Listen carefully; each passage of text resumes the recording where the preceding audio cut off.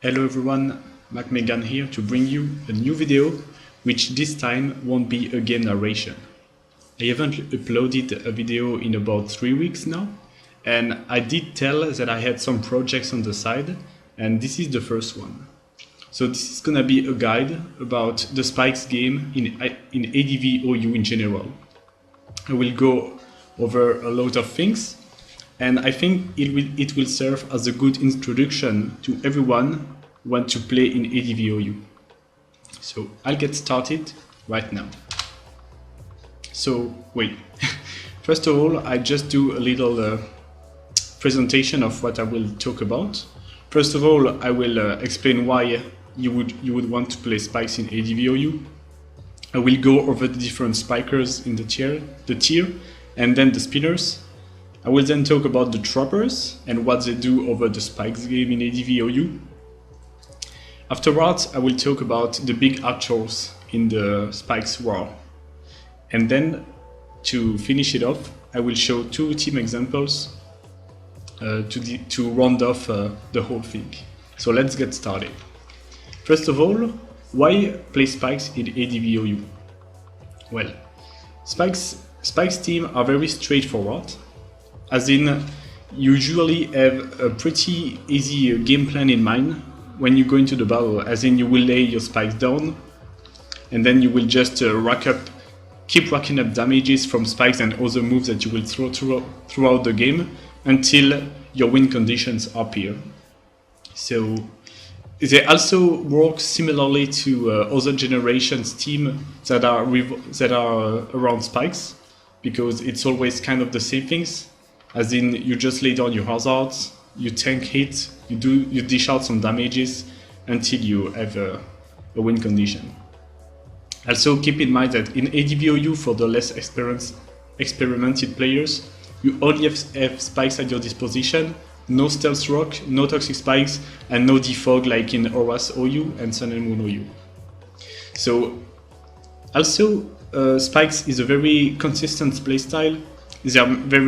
There are a lot of playstyles in ADV OU, such as Calmine teams, Baton Pass, Sword Dance Baton Pass, Physical Spam, but Spikes team have always been good and are still good. If you watch ADV OU game from SPL or World Cup or even other tournaments, you will often see Spikes-centered teams, because they often work due to the sheer amount of possibilities and the fact that the Pokemons who control the Spikes games are just very good. I will also add that I think Spikes teams are pretty low maintenance. As I said in the first point with the straightforward game plan, once your Spikes are up, from there you just have to keep a few things in mind, such as pin blocking or like dishing out damages at the right time. But yeah, like once your spikes are up, it's pretty low maintenance. The games kind of play themselves. Of course, it's not as simple as that, but if you have a good understanding of Pokemon, you will usually find your way around the battle. Also, I think Spikes team are super easy for a new player to get in the tier. Because, like I said, they play pretty similarly to other generation Spikes teams, and the game plan is straightforward. So if you want to get started in ADV OU, I recommend you to play Spikes team, because they are pretty easy to use and you will often get pretty good results fast. So it'll help you to get some experience in ADV, and then from there you can try out other playstyles or try your own stuff. Also, finally, Spikes teams are very flexible. You can play them offensively, you can play them defensively. You can switch up the pace during your game pretty easily, because they often have a lot of tools at their disposal. So it fits all kinds of players. With that being said, we'll talk now about the different spikers in the tier. And we'll start with the best one, and the one that you have seen the most if you watch ADV OU games. It's Skarmory. So, just so you guys know, I have put the standard set on the right, as you can see here, with Skarmory. Okay, you can see here the standard set. There are of course variations, but for the sake of this video, I will not go into too much details, so you can remember what's important. And yeah. So why is Skarmory the best spikers? For the main reasons I will are shown on the screen right now, and I will go over them with you. So the best one is that Skarmory is super durable. It's a steel type, so it's immune to sand damage, which is everywhere because Tyranitar is the most used Pokemon in ADV OU by far. And on top of that, it's immune to spikes damage. And I will also add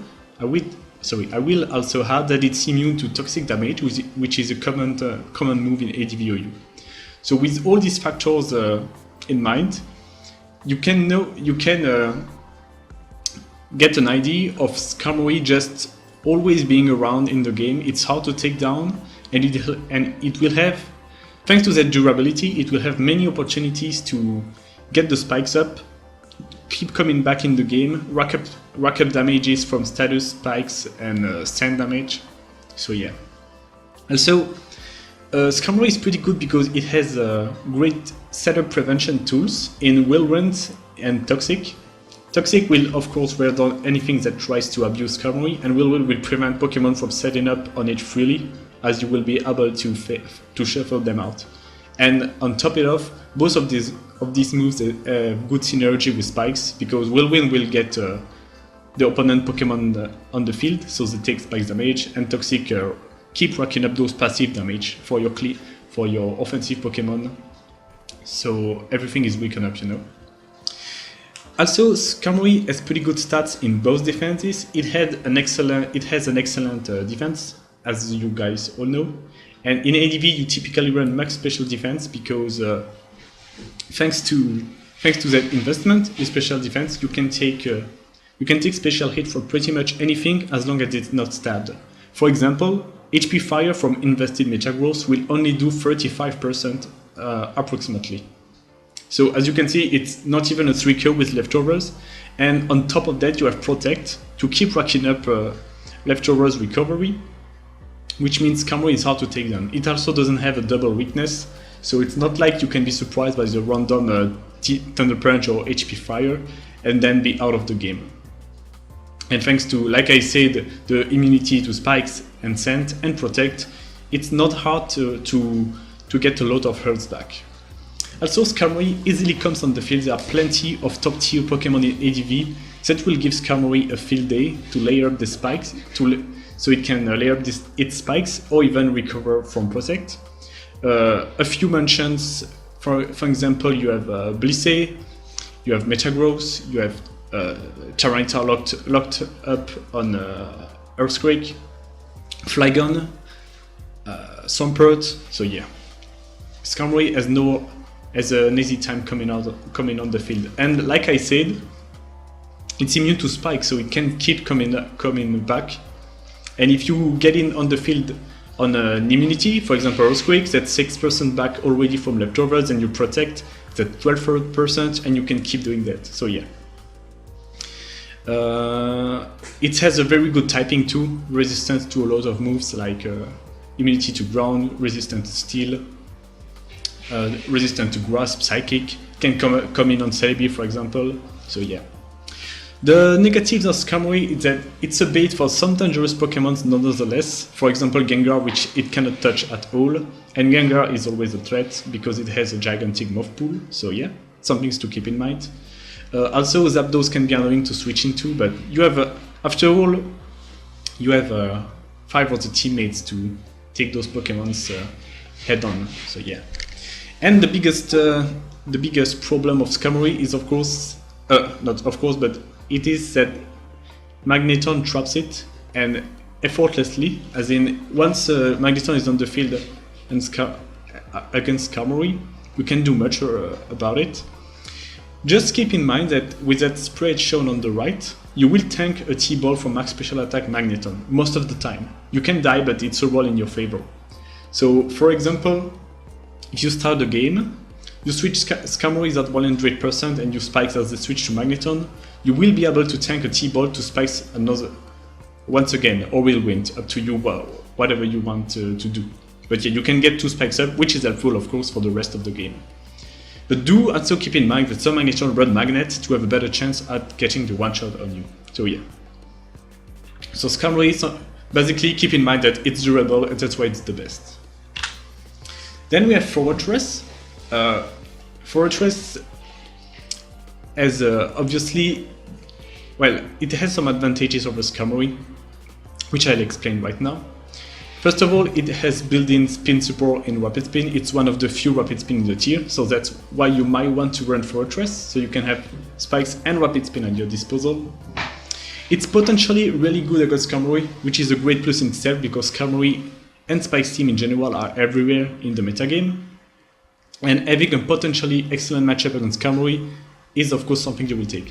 This is easily explained by the fact that Skarmory cannot touch Fortress at all, which means Fortress can always come on Skarmory, cannot take damages, and Rapid Spin for free. Of course, that is, I say potentially excellent and not excellent with, at like straight up, because there is Gengar to spin block. But if they somehow don't have Gengar, or if you can trap it, then Fortress can come in all day on Skarmory and keep Rapid Spinning, and basically you can always keep the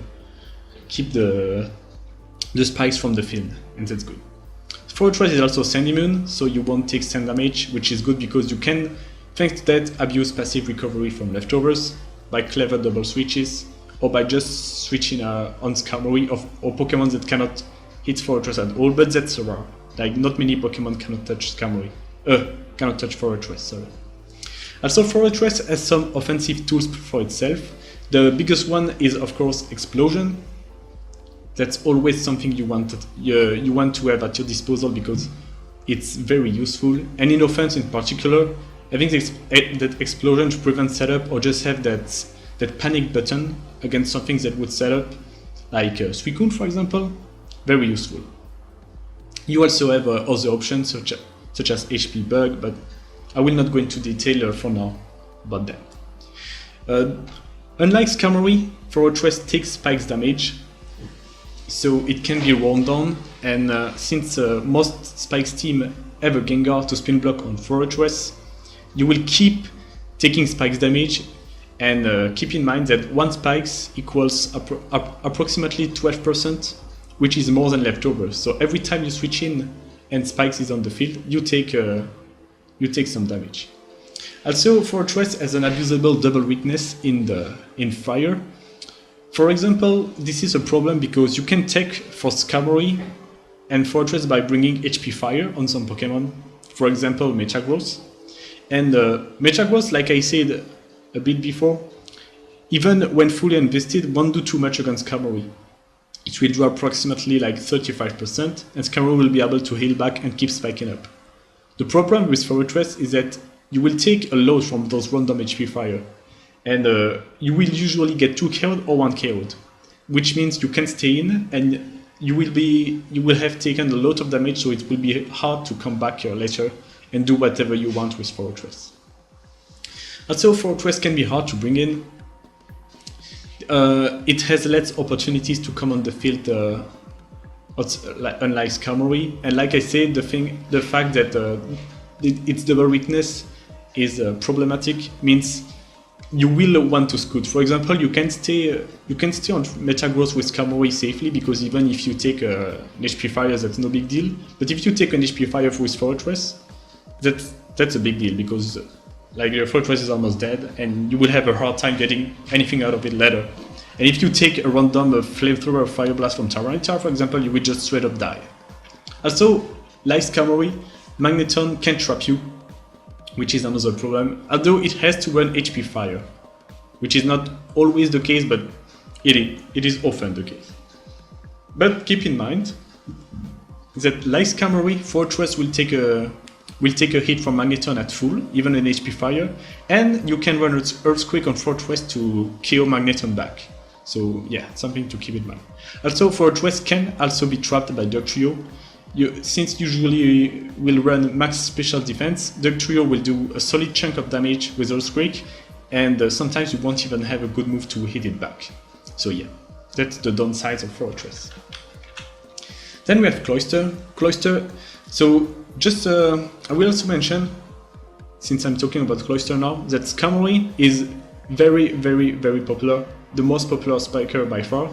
Fortress is reasonably popular, and Cloister is by far the rarest good spiker.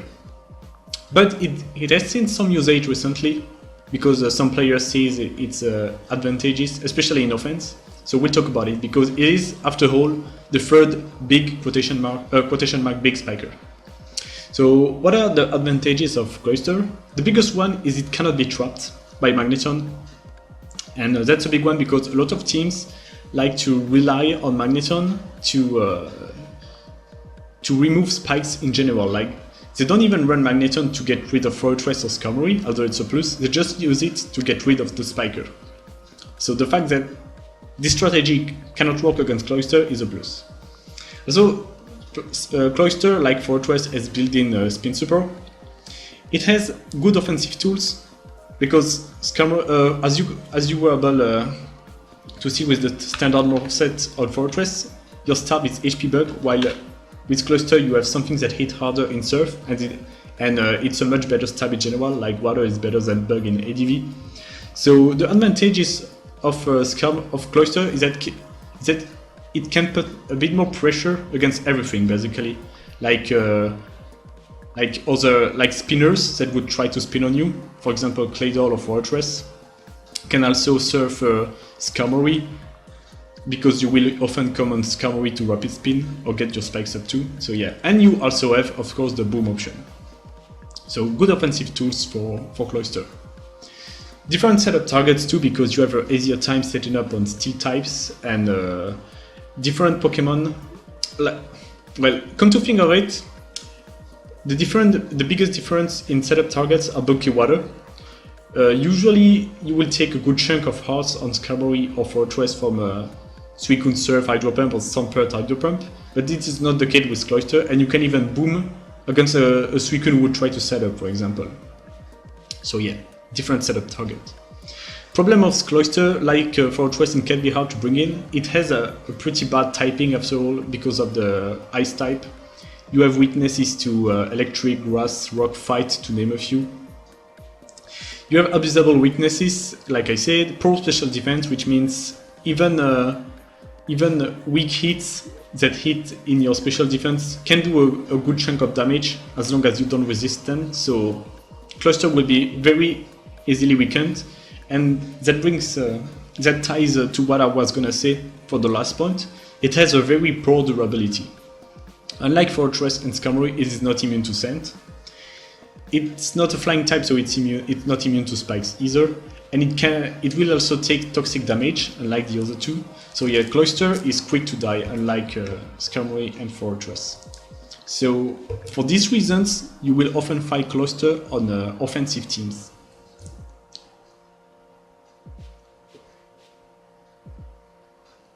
Sorry, I had to drink some water. So yeah.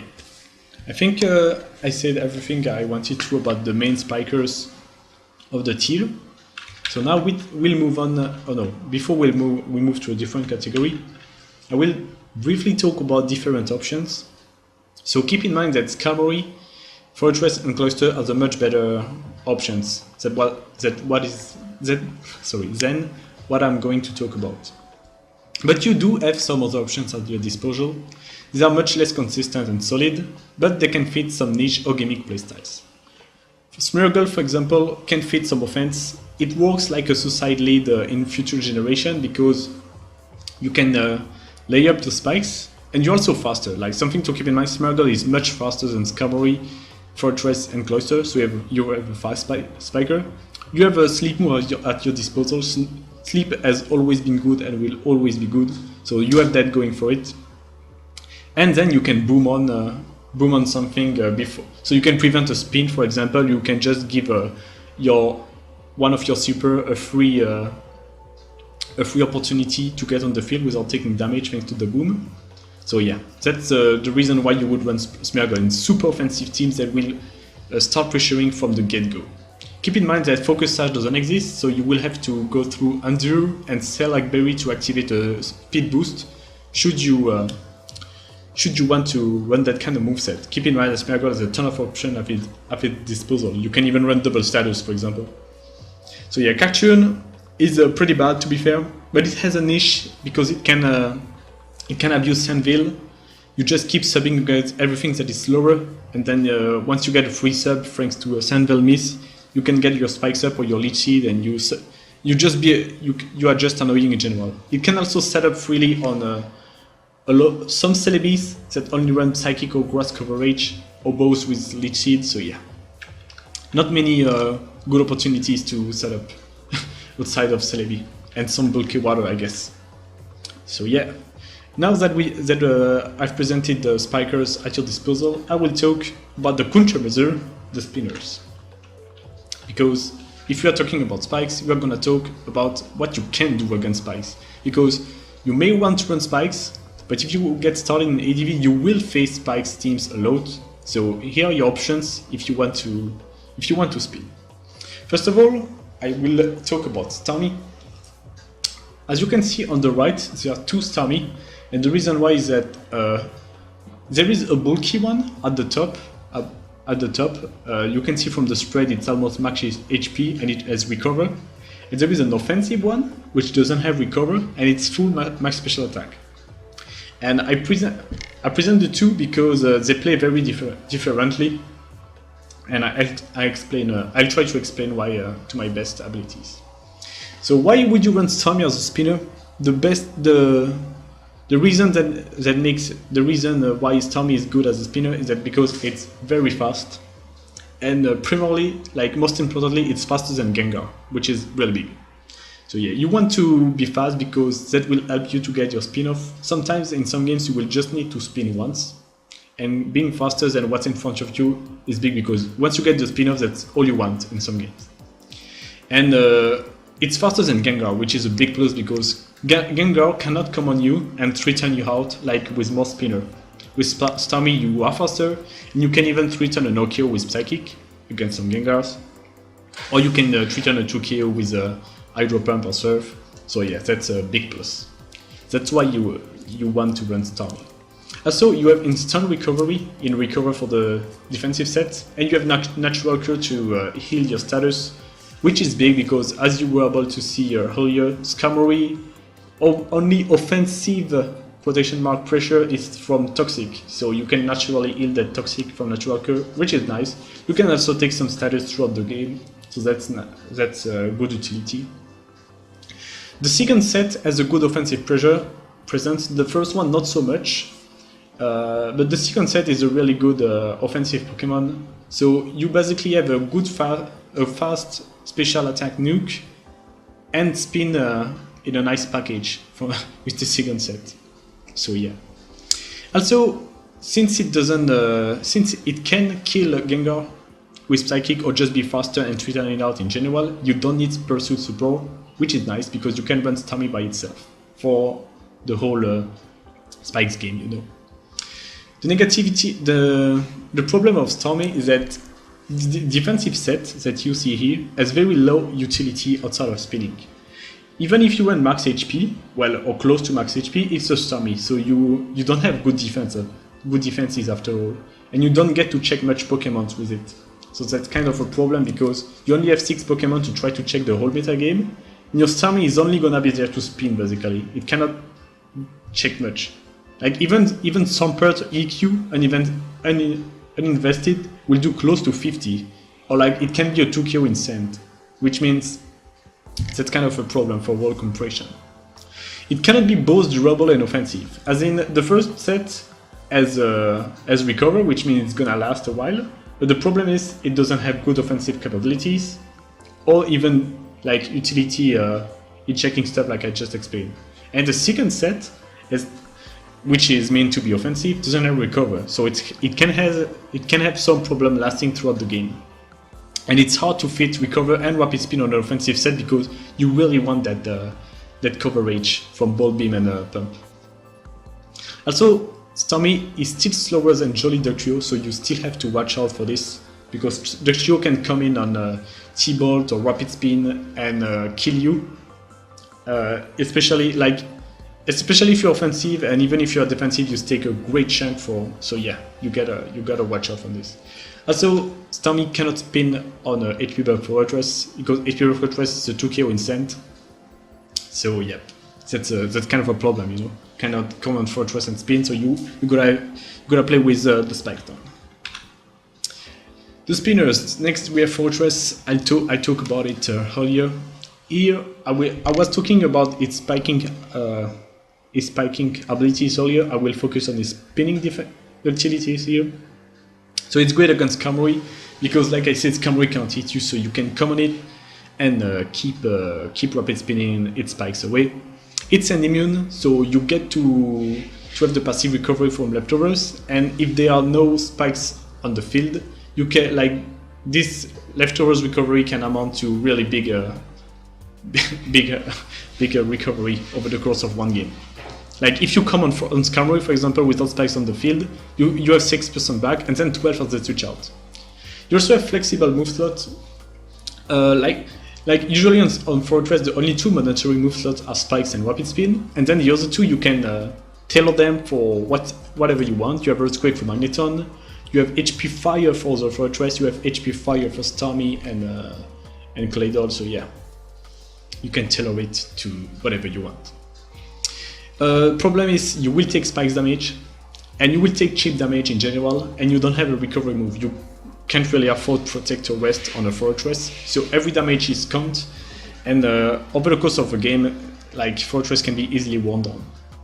Also, biggest problem of Fortress is that it's been blocked easily by Gengar. Gengar has no problem switching on Fortress, and even if you run HP Ghost, you don't even 2KO unless you run a ton of attack. So you first of all have to perfectly predict the Gengar. You will take spike damage along the way. So yeah, like even if you manage to kill the Gengar, chances are your Fortress is gonna be low as fuck, and it will be too late to spin. And also it is pro to Traffic because some Magneton Rage HP Fire and can kill you. Doug can also kind of kill you. I talked about it earlier, so I will not go over that part again. Then you have Claydol. Claydol is very unique as a spinner because it is the only spinner at your disposal that is immune to spikes, which is of course a big deal, as you can guess, because spikes, you won't take that annoying damages throughout the game. So that's pretty big because you can keep Claydol healthy this way. It's also sand immune, which is another big plus, which means you always get your passive recovery back from leftovers. So two really big advantages. It has a great typing for general utility. Unlike Starmie, which isn't very useful outside of spinning as a defensive Pokemon, Claydol has a really good typing, and you are, for example, resistant to rock, which is very useful, especially when you can take spikes damage. You also have immunity to Earthquake, resistance to fight, so yeah, pretty good. You also get to Triton Gengar. Gengar can come in on Claydol freely since you have that stab psychic, and even if Claydol hits like a wet noodle, the fact that it's a Gengar after all and you have the stab means you have a 2KO on Gengar. So that's great because you can at least keep the Gengar players honest. The problems of Claydol, it is very weak outside of Explosion. Keep in mind that it has very poor offensive capabilities. Earthquake isn't even a 2KO on Charmander and Magnet and Metagross. So like Digitar can actually set up on you and 2KO you with HP buff. So you have to keep that in mind. Outside of Explosion, yeah, you're a set of bait for a lot of Pokemon. Charmander too. You have a tight moveset, and like the 4 moves that are on the right, I don't know. By the way, the IVs should be fixed. I just noticed they should be 31 in both. But yeah, you have a tight moveset because you want Explosion to prevent easy setup and be some sort of a threatening, but you also want Refresh because you want to heal the Toxic from Skarmory. You might want HP Fire for Fortress. You might want Ice Beam for Salamence. So yeah, it's hard to have everything in one Pokemon. It's easy to play around by most of the spikers, like Cloyster has a hard time coming on any spikers, as in Fortress has HP Bug which is stabbed and you won't do much back. Skarmory has Toxic to keep racking up damages on you until you die. while you can do much back, because well, Psychic and Earthquake do jack against Camry. Cloister obviously has Stab Surf or Ice Beam, so yeah, you have a hard time again coming on the spikers themselves, unless you run Refresh for Camry.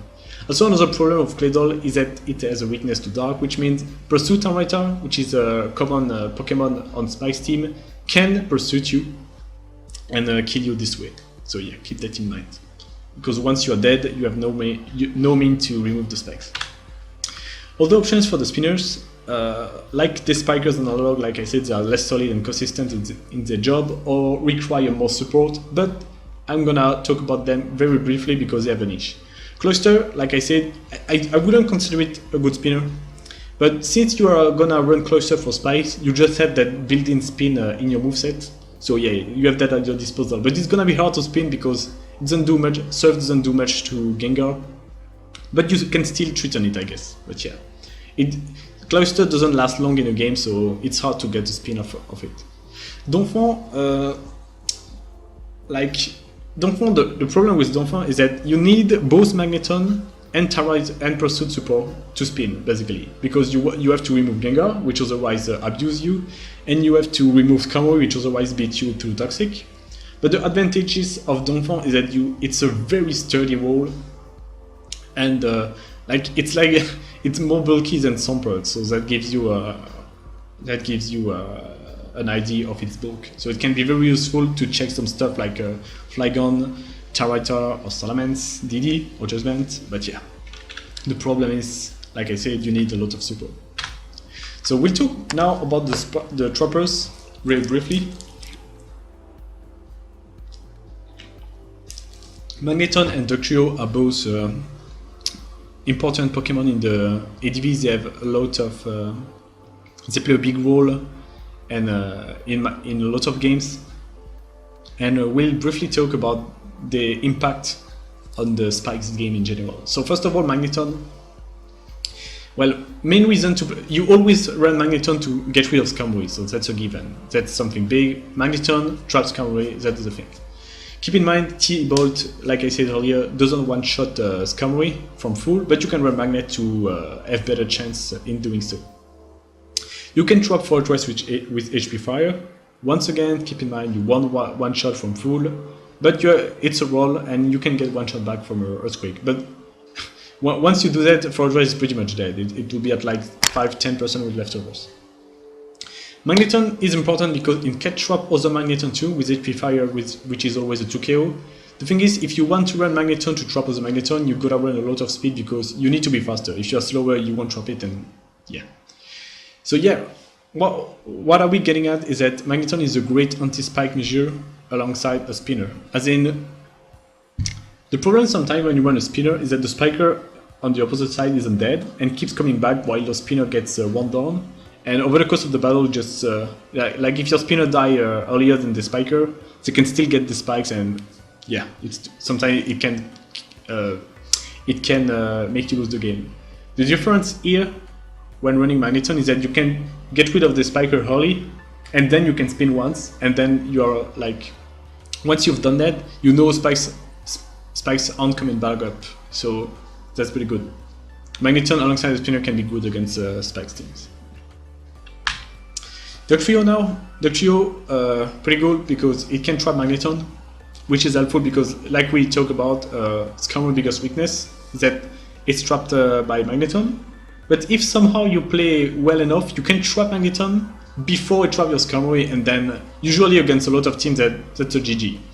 But yeah, Dugtrio can trap the weakened Stormy and Fortress. So if your Spikers is still alive, you can trap the spinner this way, and then you can get your spikes up and your strategy will go through. You enable a special strategy, which is the double spikers, and I will talk about it right now, very briefly. Basically, it means you're gonna run Fortress and Skarmory on team, both with spikes.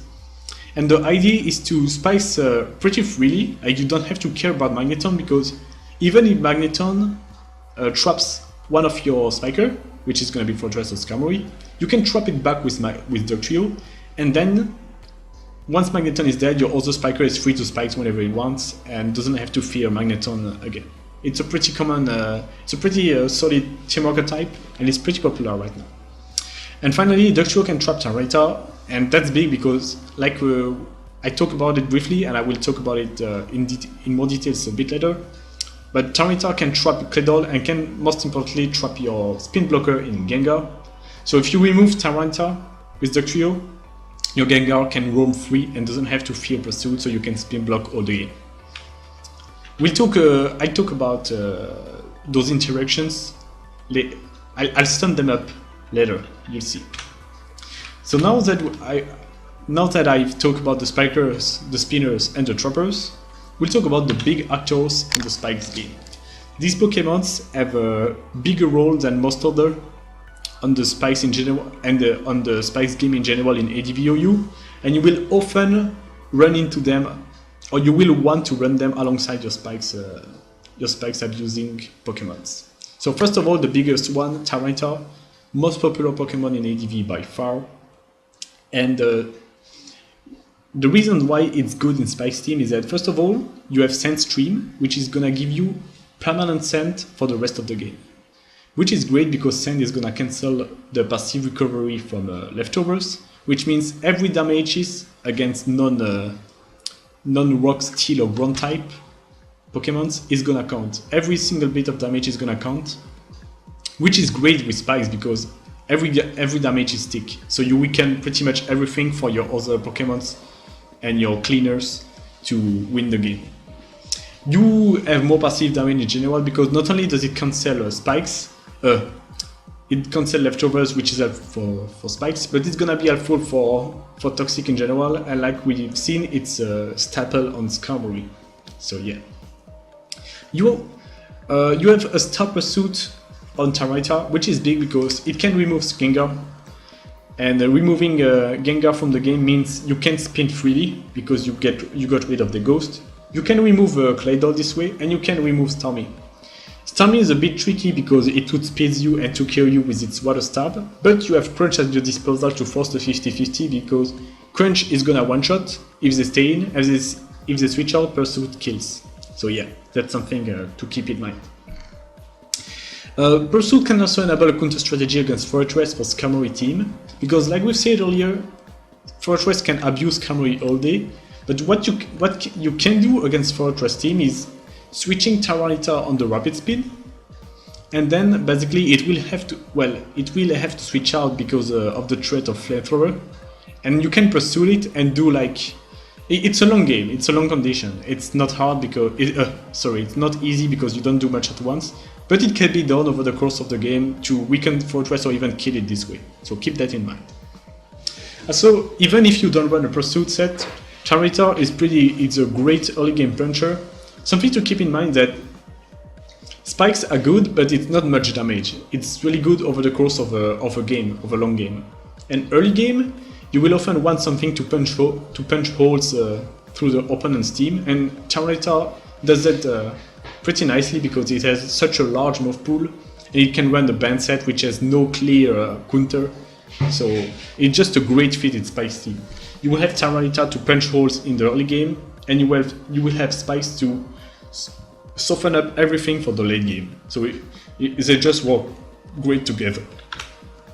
Then you have Gengar, which is almost mandatory in my opinion on Spikes team, and Gengar is the main reason why Spikes are so good in ADV. So as you can guess, Gengar is a Ghost type, which means you can prevent Rapid Spin from working out, and you can keep your Spikes in the field. Pretty basic strategies. It's been around since the dawn of Pokemon, since Spikes have been introduced, because it's that good. So why Gengar in particular, and not other Ghost types? Well, first of all, Gengar is an incredible offensive Pokemon. It has a gigantic move pool. You can run so much moves on Gengar. T-Ball, Giga Drain, Ice Punch, Fire Punch, Destiny Bond, Taunt, Will-O-Wisp, Hypnosis, Focus Punch. They're just some options. There are probably others that I haven't mentioned. So that gives you an idea. You can do whatever you want with this Pokemon. Also, it's Spikes immune, which means it's not hard to keep it relatively healthy. And if you add to that the fact that Gengar has an amazing typing with great resistance and immunities. It has 3 immunities to normal, ground, and fight, so you can get it on the field rather easily. So it can often come back and do some damages because it's just that good offensively, you know. I put a special point for Hypnosis alone, and the reason why Hypnosis is so good is that because it's a complete middle finger to its main counter strategies. For example, if they switch the special sponge on Gengar, such as Blissey, Snorlax or Regice, you can just Hypnosis it, put it to sleep, it will have taken the spikes damage, and once it's asleep, you can switch out freely, you know, to whatever counter the Pokemon, and they will have taken spikes damage in the meantime. So they keep getting weakened, and it opens the way for your Gengar or your other Pokemons to clean the game.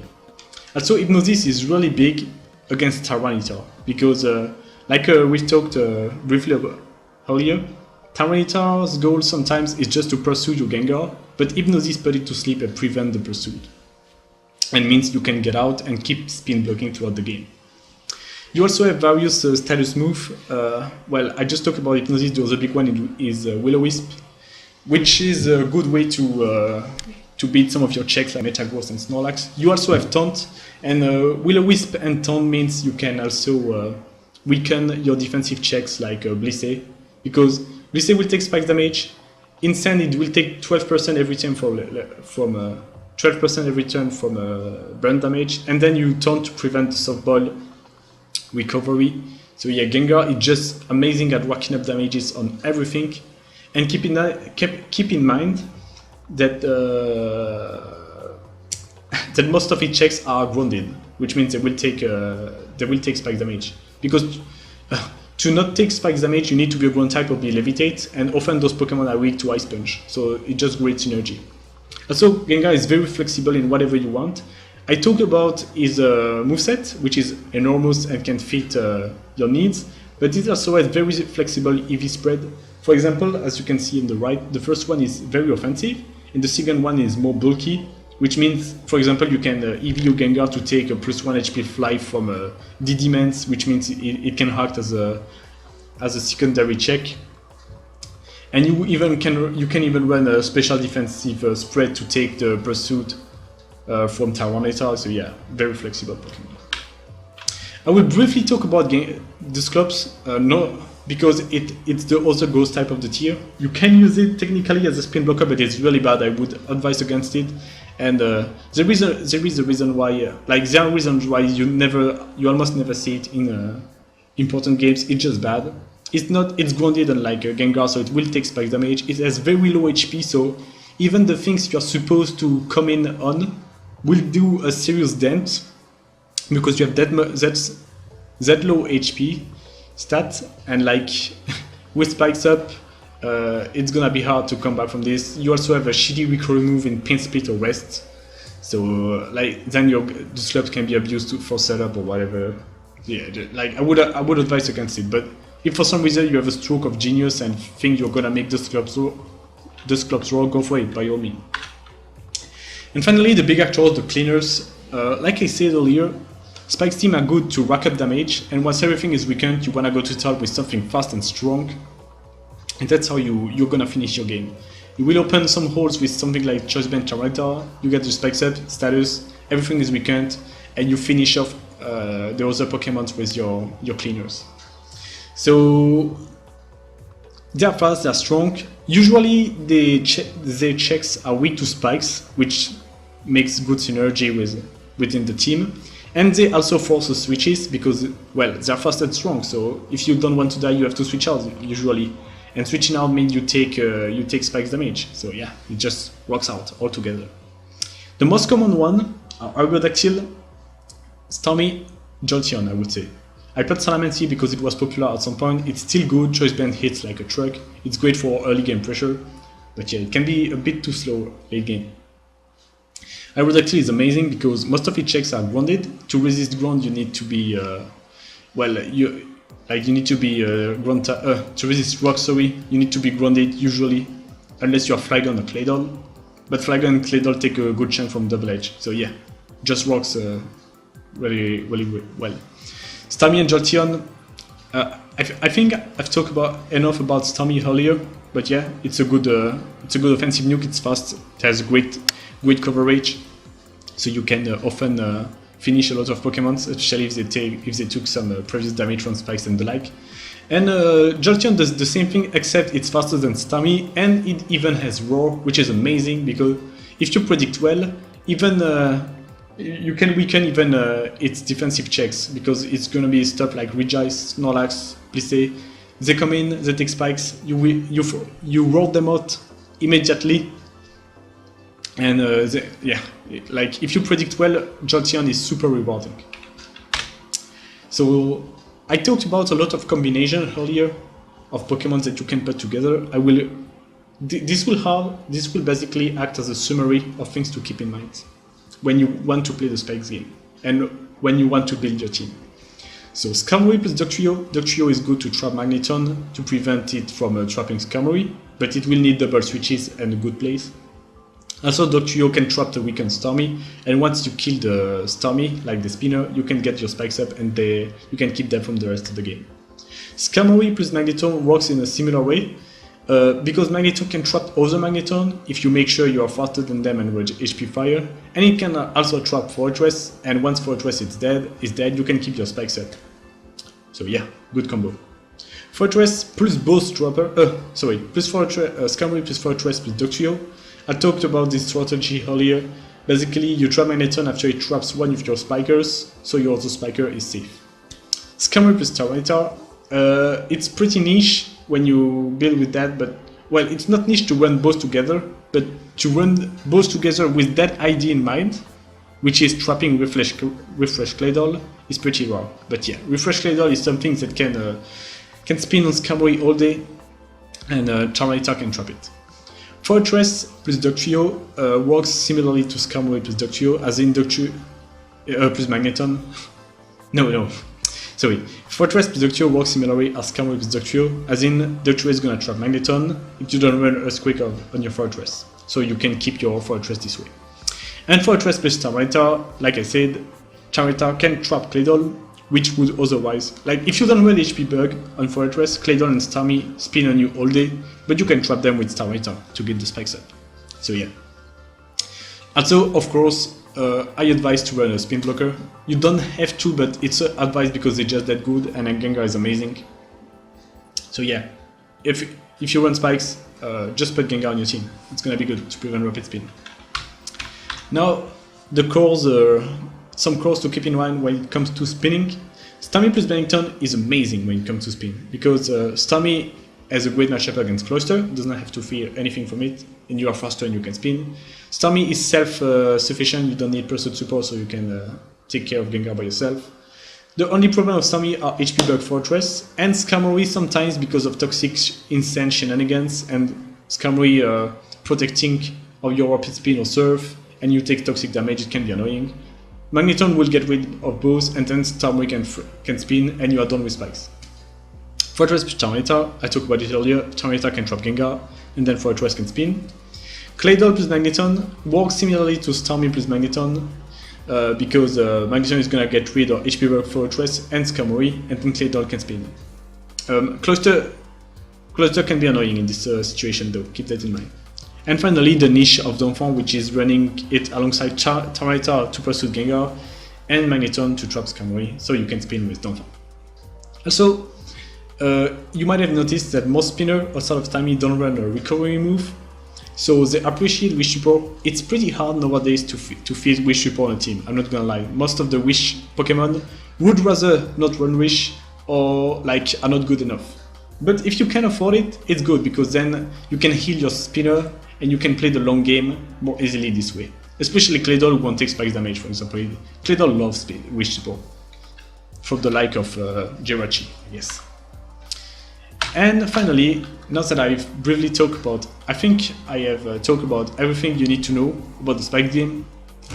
What are the spikers, what are the spinners, what are the cores you want to run to help you spin or help you spike, what are the big actuals, what you're gonna pair to your Pokemons to abuse the spike scheme. So now I will just show 2 teams to finish this video. First team, I present a more defensive team. So you have Skarmory here to get the spikes up. Like I said, you have Gengar to spin block. You have Tyranitar for the scent, and you keep racking up. You will keep racking up passive damage this way. You even have Roar or Tyranitar to shuffle the opponent team and get spikes damage on everything. Can be especially good against Swampert, who will keep coming in on Tyranitar usually. Then you have a defensive core of Swampert and Blissey. So basically, the team runs around it's a super popular team. It's a super popular team, by the way. A lot of people have their own version of it because a lot of the movesets are up to preferences. But yeah, you basically, I keep repeating myself with basically, you will stall, I guess, early game with your defensive core of Swampert, Skarmory, Blissey, even Gengar, Tyranitar to an extent. This way you will keep getting passive damage from Skarmory and Tyranitar, and all the status from Blissey, Skarmory and Gengar. And then whenever you can, you try to open some holes with Gengar or Starmie. This team has Explosion on Gengar to permanently get rid of Dissipation Wall and open the way for Starmie. Starmie is your cleaner, it's fast, it's strong, it has great coverage. It will appreciate everything getting weakened by spikes, so yeah. And then an example of a more offensive team, you have, like I said, Tyranitar Choice Band for the early game. You get the stand up and you get to punch some holes. You then proceed to get your spikes up. You keep them with Gengar. You have Swampert and Celebi as glue, which aren't complete liabilities offensively, thanks to the good stats and good coverage. And you have Gengar to get a boom off the special ball, and then you try to clean with Jolteon, who can also keep racking up damages with Roar, like I explained earlier. So yeah, that's an example of a team. Feel free to take it and run it yourself. And that concludes this video. I hope it wasn't too long. I hope it was clear enough. If you have any question, I may have like, English isn't my mother language, once again. Sometimes I may have been a bit confusing, I don't know. So yeah, if you have any questions, feel free to ask me in the comments on Discord, on Smogon, whatever you want to contact me. And yeah, I hope this was helpful. This is the first part of this spikes guide. The next video, which I don't know when I'm gonna release it, but it's gonna be about the text and adjustments you can do by Pokemon for the spikes roar in general. So like, I will go over the ADV OU viability ranking, and I will explain how on every Pokemon you can run subtext to help you spin or help you spike or help you in the spikes roar in general. So yeah, hope you guys appreciate it. Shout out to UU for making this sweet album that I put in the background. I will link it in the commentary. And until next time, see you.